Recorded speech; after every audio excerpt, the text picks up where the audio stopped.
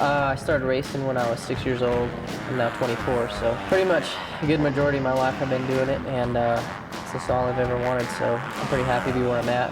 And when the stakes rise, you'll see some situations that are interesting to say the least.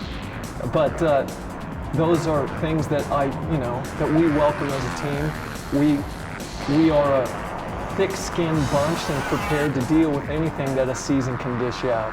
I'm willing to sacrifice just about anything to win a championship. I've finished second so many times in everything I've done. I mean, I'm like the king of second place. Since I won the championship, I know what it takes to win a championship now, and each year I just go and look at what I've done before, and that motivates me, and I know what I need to do to win a championship, and I still have fun doing it, and make a good living doing it.